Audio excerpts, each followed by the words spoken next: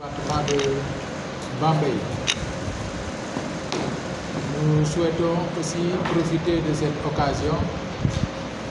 pour partager avec vous le plan de travail qu'on a élaboré, en tout cas pour améliorer cette situation. Parce que nous tous, nous savons que dans le département, nous rencontrons certaines difficultés qui ont des conséquences sur le taux d'enregistrement des naissances. Et je précise que ce plan de travail est le fruit de la collaboration ou bien du partenariat entre le comité départemental de protection de l'enfant et UNICEF. Alors, donc pour les besoins de cet atelier, je propose l'agenda suivant. Donc après les formalités d'ouverture, il est prévu la présentation des TDR de l'atelier. À l'issue de cette présentation, nous ferons un tour de table pour une présentation des participants. Après cette étape,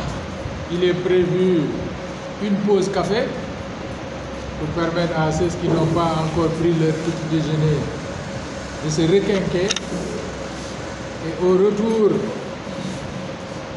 en salle, nous allons présenter la situation de l'état civil en 2018 et la situation du premier semestre de 2019. Après cette présentation, on passera à celle du plan de travail et aux besoins même du planning de mise en œuvre des activités de ce plan de travail. Donc après ces deux présentations, nous allons ouvrir les échanges pour permettre à chaque commune alors d'apprécier les statistiques de la situation de l'état civil. Si elles sont bonnes, qu'elles nous disent quels sont les facteurs déterminants de cette bonne situation. Si la situation est peu appréciable aussi, nous souhaiterions que les représentants de ces communes puissent en tout cas mettre le doigt sur les difficultés qui peuvent en tout cas être les raisons de cette mauvaise situation. N'est-ce pas? Et les autres participants pour leur donner également leur point de vue. Pour qu'au sortir en tout cas de cette rencontre, qu'on puisse véritablement s'accorder sur les difficultés et les façons de venir à bout de ces difficultés sur la base en tout cas des actions contenues dans le plan de travail que nous comptons dérouler et qui constitue un paquet de services qui va donc de la sensibilisation, de la communication à la formation et au renforcement de capacité de certains acteurs. Donc voilà, mesdames, messieurs, ce que je tenais à dire en guise d'introduction, en vous remerciant encore une fois de votre présence, mais surtout de votre engagement au profit des enfants. Parce qu'il est clair qu'au Sénégal, on a l'habitude de dire que l'avenir d'un pays, ce sont les enfants. Mais moi, j'ajoute que le présent aussi, c'est les enfants. Parce que si on ne prend pas en compte ces enfants dès à présent, ces derniers ne pourront pas assurer le relève pour l'avenir. Et nous savons tous que ces enfants rencontrent des difficultés. Certains naissent et ne sont pas déclarés à l'état civil. Certains subissent des violences ou bien de la maltraitance. Et donc, il est de notre devoir, de notre ressort, d'unir nos efforts pour que ces enfants se sentent mieux donc dans leur chair pour pouvoir constituer en tout cas l'avenir de ce pays. Donc sans plus tarder, je vais donner la parole au point focal donc ñu ngi sant ñëpp di gërëm ñëpp vraiment surtout yenn chef de village yi nga xamante ni ñëw nañ bokk ak ñun jotaay bi comme ni ma ko waxee jotaay la boo xamante ni li tax mu jóg mooy ñu saytu mbindum xale yi ci kayitu juddu yi fan lañ ci toll ci biir département bi am na benn liggéey buñ ci jot a def boo xamante ni mayoon nañu ñu xam ci 2018 fan lañ ci toll mais bu ñu demee ba ci biir aussi comme 2019 ñu ngi ci premier semestre bi ñu ni nañu xaymawaat xool fan lañ ci toll ñu méngale ko fañ ci jóge woon loolu moo tax ñu ni nañu woo ñi nga xamante ni ñoom la mbir mi soxal pour ñu jéem ci liggéey bi n'est-ce pas donc kon ñu ngi jox kàddu gi alors point focal institutionnel muy AMO pour mu présenter thème de référence alors atelier bi buñ ci jugee ñu def benn tour de table pour ñu présenter wu ku ci nekk buñ ci jugee ñu dem pause café buñ ñëwaatee def présentation wu situation bi commune par commune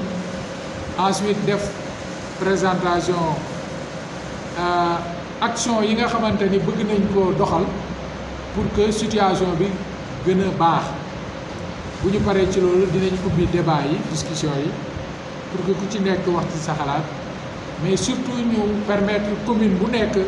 nga wax ñu jafe-jafe yi ngay am foofu ak nan nga gisee mbir mi pour que ñu mën a tenir compte ci loolu pour bu ñuy doxal activités yi ñu mën a laal fi nga xamante ni foofu lay mbir yi di metti n'est-ce pas donc ñu ngi leen di gërëm di leen sant ci wuyu si bi ngeen ñu wuyu si di firndeel rek li nga xamante ni mooy seen engagement jëmale ko ci xale yi parce que xale moom peut-être du voter mënul wax ñu dégg mën koo matali donc maa ngi jox kàddu gi présentateur bi ñu présenté ñu thème de référence atelier bi avant que ñuy jublu ci yeneen état bi jërëjëf. Le comité est un cadre fédérateur de tous les acteurs institutionnels de la société civile et des partenaires techniques et financiers a pour mission de faire la promotion des droits de l'enfant et d'assurer une prise en charge efficace des enfants vulnérables, en danger, victimes ou en conflit avec la loi. Donc, c'est ce cadre qui permet à tous les acteurs au niveau départemental et qui s'activent dans le cadre de l'appui qui ont mis en place le CDP depuis le mois de janvier passé. Donc, comme situation département, nous pouvons dire que le département de Bambey est situé dans la région de Diourbel, dont il constitue un des 3 départements. Il compte 349 283 habitants, qui superficie d'environ 11 000 km². Il compte 3 départements, 3 arrondissements, Bambey, Lambaye, Ngoy, et 12 communes. À l'instar des autres départements du pays, le département de Bambey connaît une situation des enfants peu délicate. En effet, dans le cadre de la protection de l'enfant, même en l'absence du statut précis,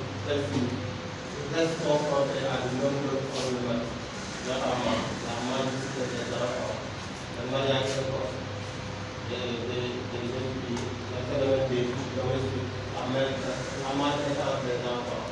les abus et les violences contre les enfants. Le faible taux aussi d'enregistrement des naissances entre autres problèmes.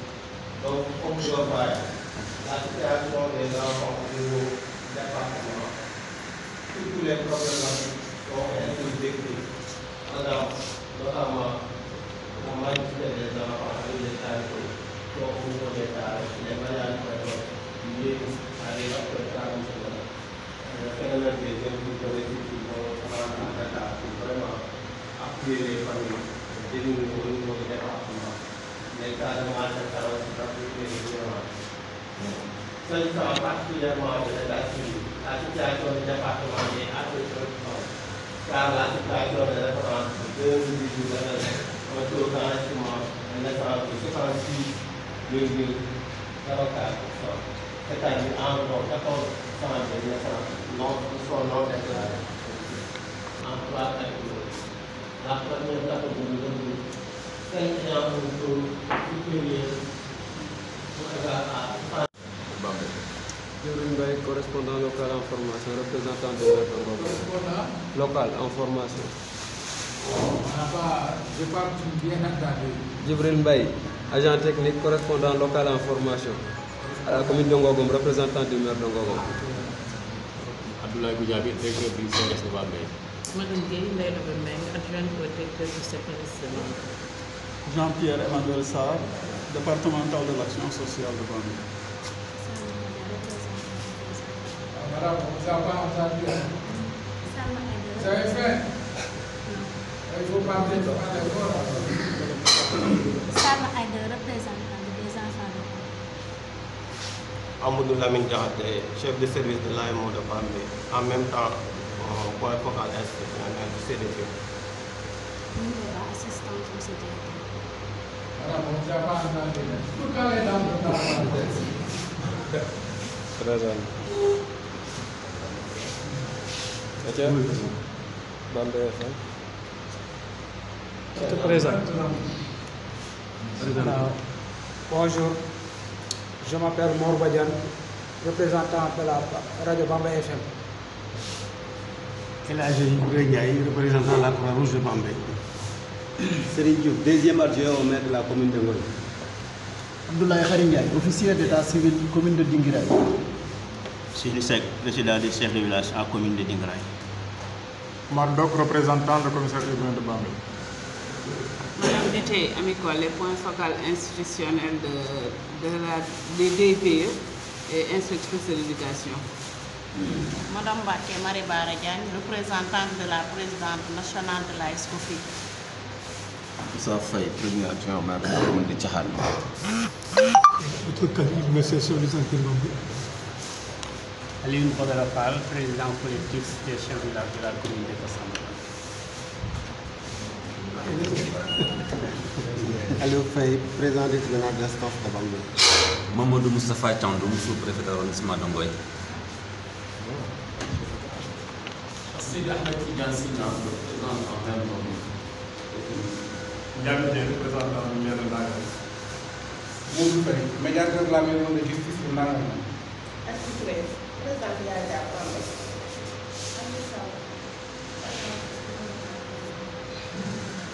D'accord. Donc la boucle est bouclée. Si la pause café est prête. Djibril Mbaye, correspondant local en formation, représentant de maire de Ngogom. Local en formation. Je n'ai pas bien entendu. Djibril Mbaye, agent technique, correspondant local en formation. À la commune de Ngogom, représentant du maire de Ngogom. Abdoulaye Goudiaby, directeur du CRS de Bambey. Madame Gueye, Ndeye Mbengue, adjointe au directeur du CPRS de Bambey. Jean-Pierre Emmanuel Sarr, départemental de l'action sociale de Bambey. Madame, on ne vous a pas entendu. Vous avez fait? Il faut parler de d'accord. Salma Aïda, représentant des enfants de Bambey. Amadou Lamine Diakhaté, chef de service de l'AMO de Bambey, en même temps point focal institutionnel du CDP. Assistante au CDP. Madame, on ne vous a pas entendu. Pourquoi les dames ne parlent pas? Présent. Bambey FM. Je te présente. Bonjour, je m'appelle Mor Badian, représentant de la radio Bambey FM. El Hadji Ibrahima Ndiaye, représentant de la Croix-Rouge de Bambey. Serigne Diouf, deuxième adjoint au maire de la commune de Ngoy. Abdoulaye Khary Ndiaye, officier d'état civil commune de Dinguiraye. Sidi Seck, président du chef de village à la commune de Dinguiraye. Mardok, représentant le commissaire urbain de Bambey. Madame Dété, Amicole, les points focaux institutionnels des DPE et instructrice de l'éducation. Madame Baké Marie Baradiane, représentante de la présidente nationale de la SCOFI. Moussa Faye, premier adjoint au maire de la commune de Tchahal. Votre qualité, monsieur sur les intervenants. Alioune Badara Fall, président collectif des chefs de village de la commune de Kassamba. Aliou Faye, président du tribunal d'instance de Bambey. Mamadou Moustapha Thiandoum, sous-préfet de l'arrondissement d'Angoy.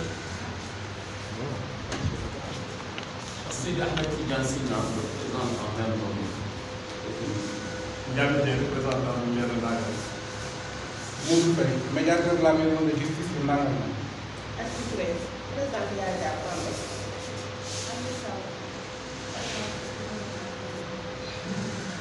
D'accord. Donc la boucle est bouclée. Si la pause café est prête. Tribunal mu ngi ci woon ci 600 en janvier 646 requêtes yoo xam ne dañ ay demande la pour transcription. Février 517, mars 514, avril 276, mai 386, juin 282, juillet 263 et août 183. soo xoolee courbe bi donc dafa commencé yéeg di wàcc donc li ko justifié mooy à partir du mois de janvier donc mooy début année bi donc ñëpp dañuy ñëw suñ demee ba vers le mois de février day xaw a wàcc parce que école ubbi na nit ñi commencé nañ jàng ñi waroon inscrire ñi waroon am jugement amoon nañ jugement bu pare donc day xaw a wàcc mais soo xoolee courbe bi dafa wàcc ba mois de mai mu am pic li ko justifié mooy c'est l'approche des examens nit ñi population aussi su examen di jub si ñoom dañuy ñëw loolu danaa ci ñëw parce que c'est pas raisonnable dañuy ñëw encore engorger tribunal bi ci activité d'état civil également su ñëwee ba le mois de juin examen yi passé na nawet bi dugg si na donc demande yi aussi dañuy wàññee parce que peut-être activité chambre kii culture kii mbay meeg yooyu yëpp day tax nit ñi dootuñu am sawar ñëw donc soo passé loolu état civil également beneen élément danaa ko ci dugal nit ñi dañuy focaliser wu ci simplement la naissance alors que état civil 3 éléments ñoo ci gën a am solo mooy la naissance le mariage et le décès alors que ce chaîne la soo bàyyee benn bi donc day tax beneen bi du dox mais su ma ñëwee ci mariage on était à 29 mariages en janvier 16 mariages en février, 14 en mars, 17 en avril, 16 en mai, 14 juin, 16 juillet et 16 août. Si on regarde les mariages, activité mariage, donc ça tourne autour de 16 déclarations, c'est 16 demandes par mois. Alors qu'on est à 600 et quelques demandes de naissance. C'est pas justifié. Si on est décès, on est à 8, 5, 4, 8, 6, 3 et 6. soo ko xoolee aussi c'est amul benn activité par exemple pour les décès soo ñëwee ci soo passé loolu du ma ñëw ci annulation yi danaa ci ñëw waaw donc au total on est pour les naissances on est à 30 067 demandes au 26 août 2019 36 060 demandes ci 36 060 demandes yooyu on a traité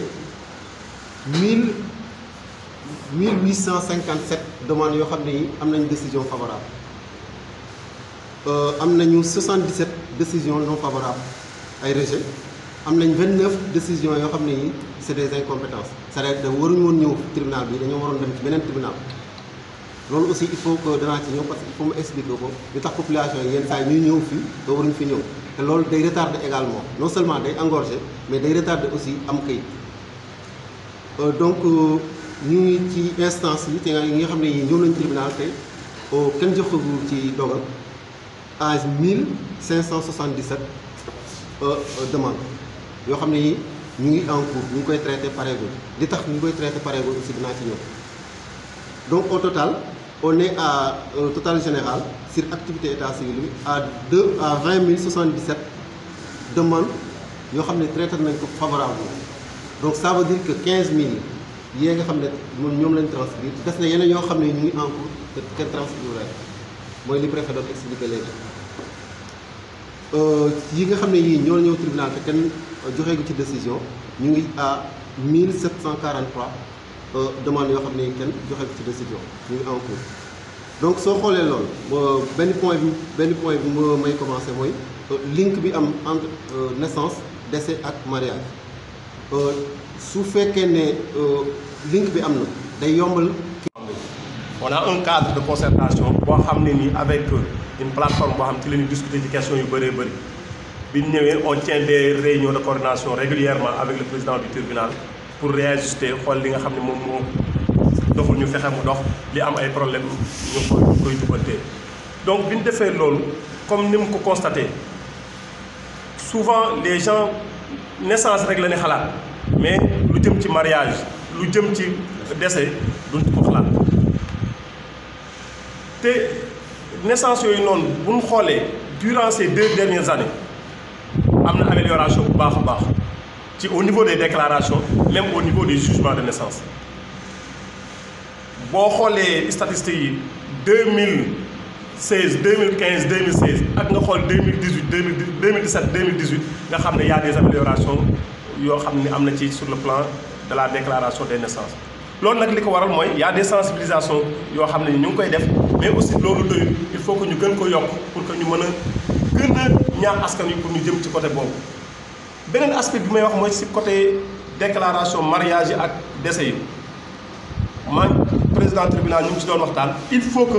ñu am des audiences spéciales yoo xam ne uniquement pour les mariages wala au niveau des officiers d'état civil ñu imposer képp koo xam ne ni da ngay ñëw di déclarer sa doom di nga am un certificat de mariage nga doo ko déclarer mais da di disposition yoo xam ne ni code bi des fois mën na la ci tënk mais aussi ci déclaration yi am na ci ay avancées mais boo xoolee 2018 2019 premier semestre bi am na ci yoo xam ne dafa xaw a commune yoo xam ne dafa xaw a baissé dafa xaw a wàcc bu baax ci sur la déclaration des naissances y a benn disposition du code de la famille boo xam ne ni des fois les officiers dañ ko doon outrepassé mooy l'enfant est déclaré là où il est né. Je donne un exemple de ma commune. On est très proche du centre du district du poste de santé de Kaba. Il y a des gens qui quittent Ndangalom pour aller vers Kaba. Mais quand l'enfant est né à Kaba, il ne peut pas être déclaré à Ndangalom. Il sera déclaré à Ndiensara, qui est peut-être distant de Ndangalom de 20 km. Souvent, le père de famille ne déclare même pas l'enfant. Dafay wax ne coole yi su ma ko ci naree pour déclarer du ma toog bañ koo déclarer ou bien des enseignants yoo xam ne dañ leen affecté woon dans des zones reculées ñu am foofu nekk fa ak seen soxna am fa doom bëgg a ñëw seen commune déclaré ko foofu parce que dañ naan ëllëg si bi su ma bëggee kayit su ma bëggee jógee fii dem ba Tamba di ko fa wuti wala yooyu dafay metti donc yooyu yëpp mais on est vraiment strict sur ce parce que cette année yaakaar naa officier d'état civil yëpp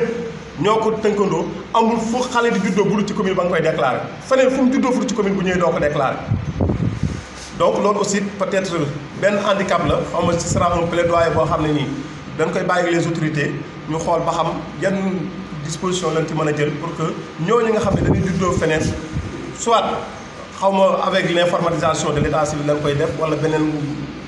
kii la ñuy jël pour que ñooñu fexe ba nga xam ne di leen mën di déclarer seen i doom soit fa nga xam ne fa lañ juddoo wala fi nga xam ne seen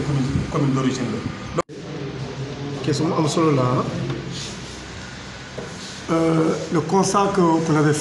avez fait ci yeneen poste de santé yi mooy d'abord la disponibilité du personnel ak un poste de santé qui a une sage-femme bu fekkee poste de santé bi amul sage-femme les jigéen ñi dañuy préférer des postes de santé bu am sage-femme pour accouchement ça c'est un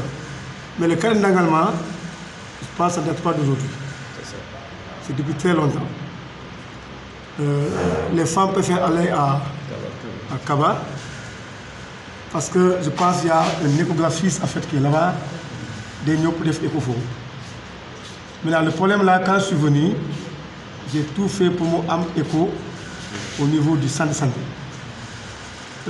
7 jours sur 7 et mieux dama def benn planning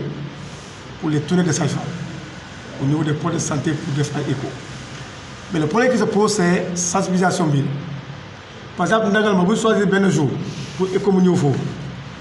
Il faut que les gens sensibilisent les femmes pour dire que économiser tel jour, les gens qui vont faire des échos, nous. Mais malheureusement, Nagalma est le dernier dans tous les postes. Vous programmez écho lundi ou le mardi, à 5 personnes ou 3 personnes. Moi, nous devons écho Nagalma. Voilà pourquoi on a demandé aux infirmiers, aux sages-femmes, pour sensibiliser les familles jusqu'à ce que nous tombions au niveau Nagalma et que nous devons faire écho. Mais cette situation, ça ne passe pas. Ça ne passe pas. Voilà pourquoi je sollicité en fait le maire.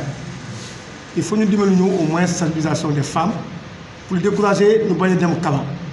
Parce que Kaba, il n'y a que l'infirmier qui est là-bas. Il n'y a que l'infirmier qui est là-bas, comme les autres. Alors qu'ici, au moins, nous nous déplaçons dans le Kaba, alors que nous, on va venir avec l'écho sur place. C'est ça le problème de Nagalma.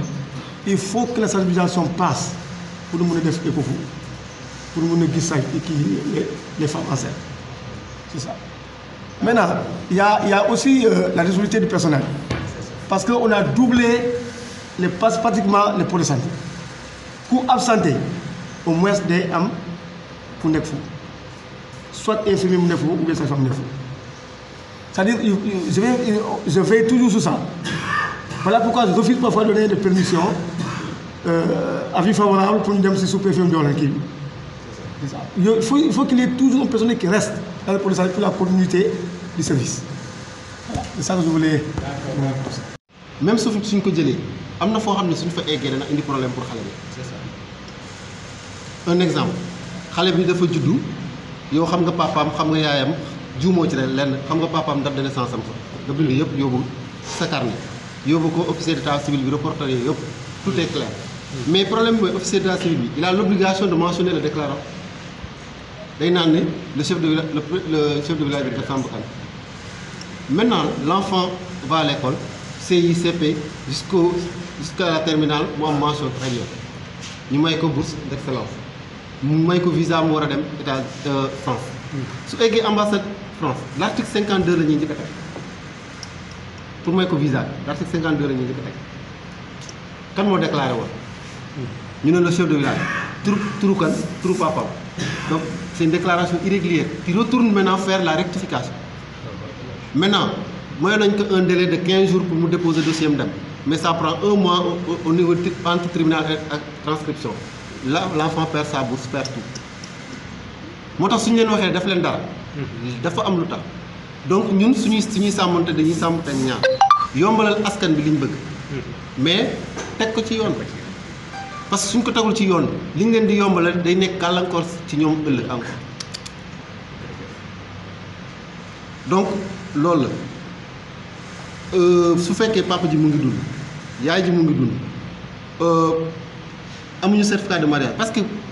mariage la mooy lan suñ considéré woon loolu presque moitié population bi yëpp dañuy juddu ci nekk bu mu sëy parce que mariage bi ñu reconnaître mooy bi am certificat de mariage loolu la c'est marié nañu nekk ci biir kër gi mais dañuy considéré ne doom bi judduwul ci bu mu sëy parce que amuñu certificat de mariage donc su ma jógee ci boobu mooy article 51 bi su ngeen koy lire c'est-à-dire kër gi ubbeeku na boole leen ci 52 bi bañ gàcce bi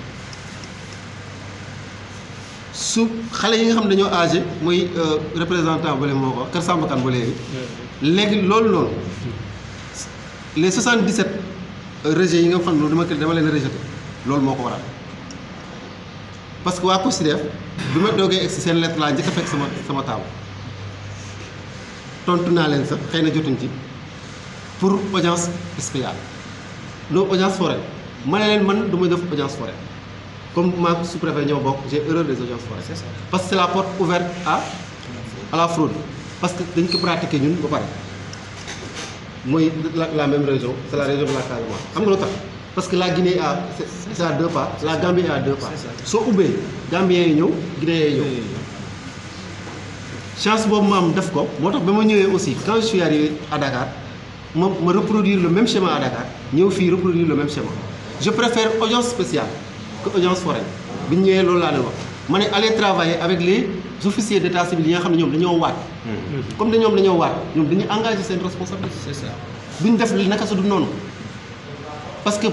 parent bi mën naa ñëw def pression ci directeur bi mën naa ñëw def pression ci maître bi mën naa def kii mais mënul def pression ci officier d'état civil parce que kooku dafa waat su wàccoo ak yoon dal ci kaw. may leen dem leen liggéey ak ñoom je organise des audiences spéciales c'est-à-dire su ngeen demee ba am ay xale yoo xam ne ci dëkk bi lañ dëkk ñëpp xam nañ leen fa lañ juddoo seen parents ñoo ngi fa suñ leen collecté ba dafa leen audience spéciale benn jour boo xam ne maa koy tànn bi ma ko waxee aussi waa Réfane maa ngi leen di gërëm ñoom rek ñoo ci góorgóorlu ñoo ci ñëw présenté ma 300 requêtes à l'avance ma examiner leen génnee ci li ma war a génne yi nga xam ne yi jàll nañ baax nañ ma dem en une matinée ñu 300 dossiers ñi des nee nañu mënuñoo am li leen gàllankoor waxuñu ma ko man maa ngi toog di xaar aussi c'est-à-dire ci bu loolu mooy ci ñaari boor yi laay taxaw maa ngi sàmmoonteeg yoon bi parce que nguur aussi buur moo ñu fi teg dañoo yónni ndawal buur lañ il faut que ñu sàmmantoog yonent bi mais il faut ñu sàmmante aussi ak li nga xam ne ñoom ñoo tax ñu ñëw muy askan bi yombal leen ko mooy li ma doon wax c'est-à-dire dana yomb mais dans la légalité parce que bi ma ñëwee sama première doléance officier d'état civil yëpp dañ ma ko suñ première réunion dañoo ñëw monsieur président ñëpp ne nañ dafa metti ma ne suñ comprendre na la yomb ci ñoom deuxième réunion ñu ñëw noonu président affaire yi mu ngi commencé ñëw troisième ñu ne ma ah président fi mu nekk mu ngi dox ma ne kon jeex na léegi ñoom raay boobu ñu tegu ñun nañu ñaan yàlla ñu continuer ci loolu teg ko dans la légalité te mu yomb donc xale bi su xasee ba âgé c'est-à-dire CM2 mu am 14 ans mënul def examen soo jaaree ci porox ndool ba wàññil ko ay atam fii ba 19 ans xam nga fii ba 100 ans day liggéey ba am day jàng ba am kiyam fonction xëy suba teel mu dab ko et j'aime donner les exemples ça m'est arrivé à Ziguinchor c'est une dame mu jàng ak un certificat ba un acte de naissance ba am BFM dem def jugement continuer ak jugement bi ba am bac mais li yàlla di def mooy bi muy def concours mu def concours assistant infirmier ak BFM léegi am ca carte d'identité bi carte d'identité expiré wu mu dem DAF bëgg a renouveler pour percevoir son salaire on lui dit qu'il faut annuler l'autre acte et malheureusement l'autre acte bi nga xam ne moom la amee bac moom mooy le bon c'est régulièrement déclaré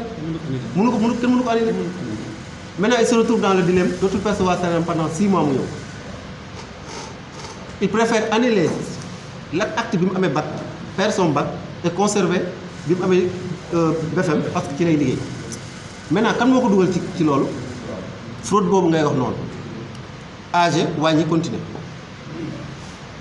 man li may def mooy lan c'est-à-dire quand vous présentez mooy kii moi je dis que directeurs yi samay xarit lañ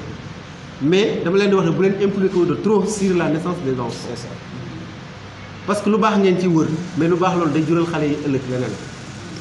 bàyyi leen parents yi ils s'occupent de leur enfant yéen jàngale rek mooy seen kii fexe leen ñu am kayit mais nañ am kayit bu baax su fekkee kayit bu baax bi ñu am nag mënuñ cee am def examen nga xam ne loolu yàllaa ko dogal loolu mooy seen wërsëg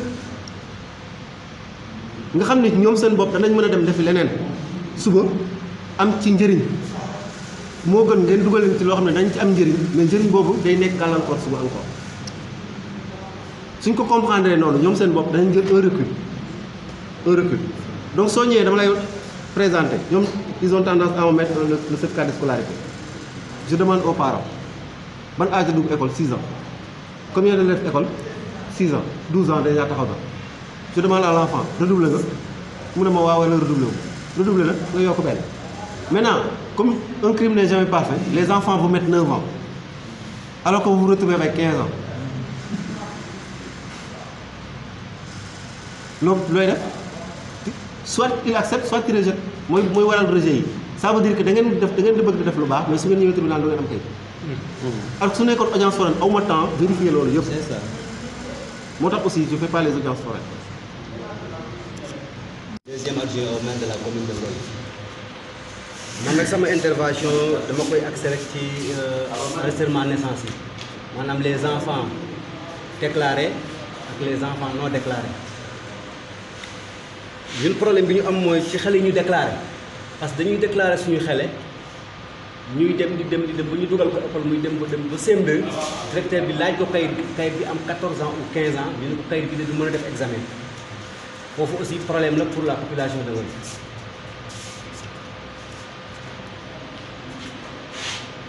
foofu aussi bëggoon naa ñu.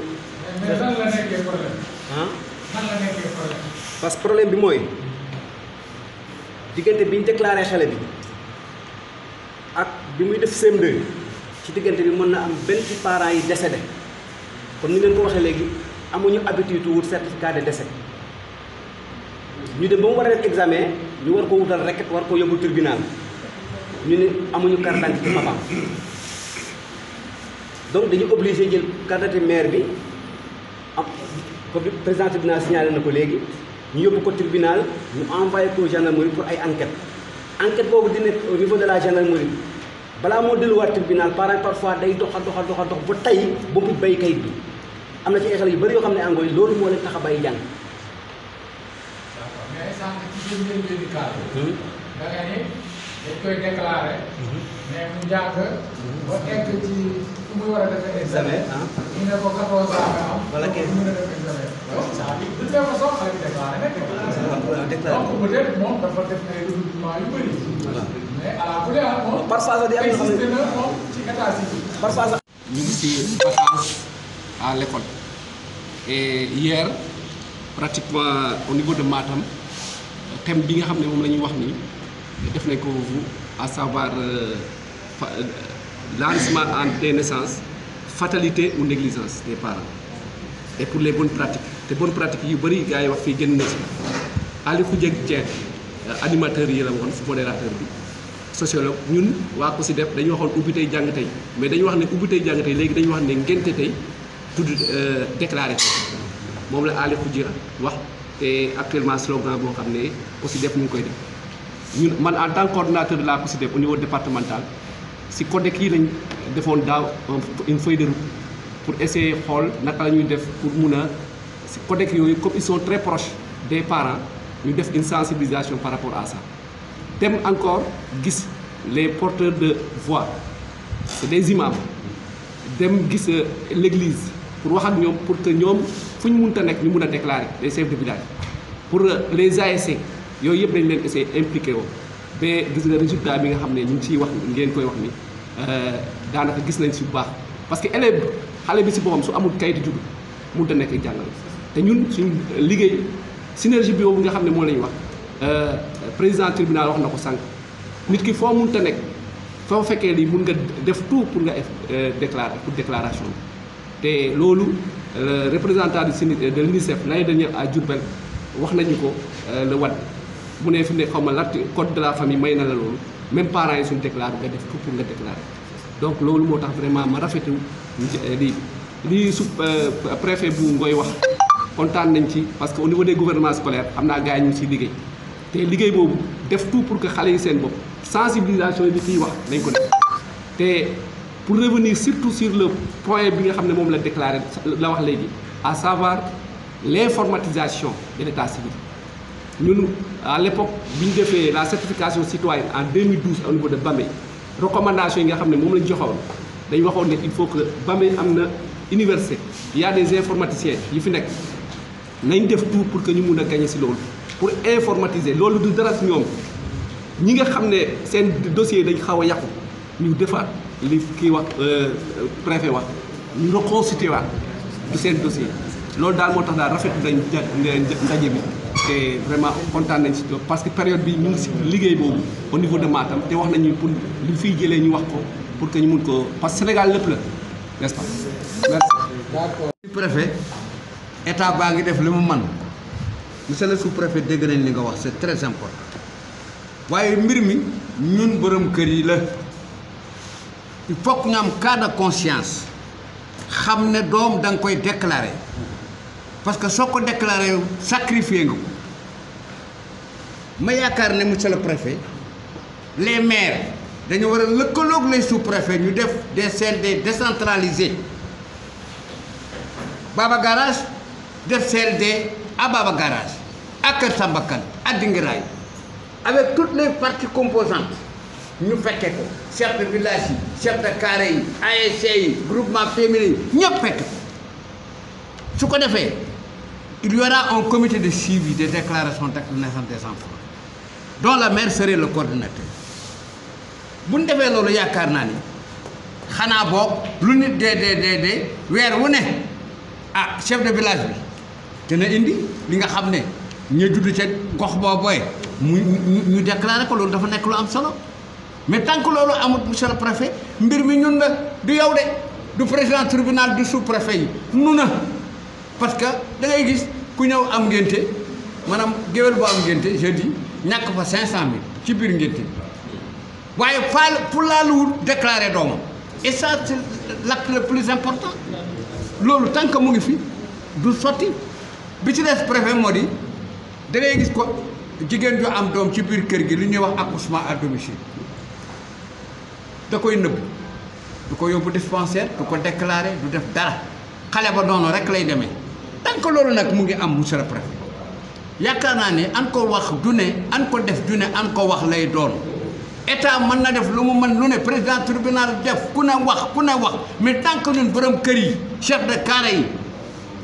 jël na suñuy matukaay jël suñu responsabilité jàppale suñuy doom xam ne ñoo jur doom yi ëllëg ñooy jëriñoo doom yi mais tant que loolu amul du sotti monsieur le préfet li ngeen ma rek yeneen koy def CDD woo nit ñi woo maire yi waxtaan ak ñëpp mais nag nañ ñu delloo na borom kër yi delloo njukkal autorité administrative yi man rek monsieur le préfet loolu rek laa ci bëggoon a dolli nga maa ngi jéeg sant ñëpp di gërëm ñëpp di leen gërëmaat bu baax ak les sous-préfets ak toutes les autorités administratives les maires